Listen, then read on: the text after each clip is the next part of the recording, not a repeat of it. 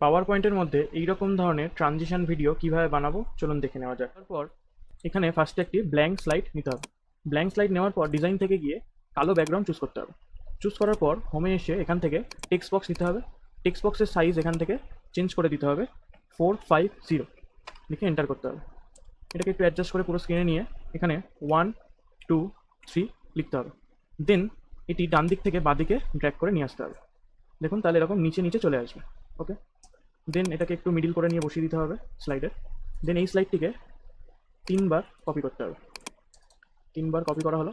Then second স্লাইডে গিয়ে 1টাকে ওপরের দিকে তুলে নিচ থেকে 2টা নিয়ে আসতে হবে, ঠিক এইভাবে। সেম 3 এর ক্ষেত্রেও।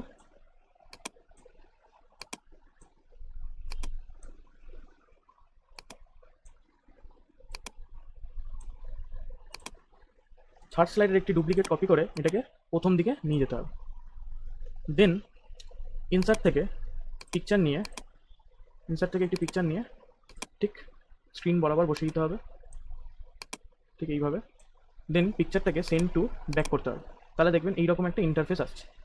দেন নেক্সট স্লাইডগুলোতেও একইভাবে ডিজাইনে গিয়ে ফরম্যাট ব্যাকগ্রাউন্ডে গিয়ে এখান থেকে গ্রেডিয়েন্ট ফিল সিলেক্ট করতে হবে। গ্রেডিয়েন্ট ফিল সিলেক্ট করলে এখান থেকে কালার চুজ করে নিজের পছন্দ মতো কালার দিয়ে দিতে হবে। এরকম প্রত্যেকটা স্লাইডে গিয়ে চেঞ্জ করতে হবে। দেন এটা দিলাম লাস্ট। ওকে, এটা গ্রেডিয়েন্ট করে দিই, গ্রেডিয়েন্ট। ওকে, তো দেওয়া হয়ে গেল। নেক্সট এবার আমাদের লেখা আনতে হবে।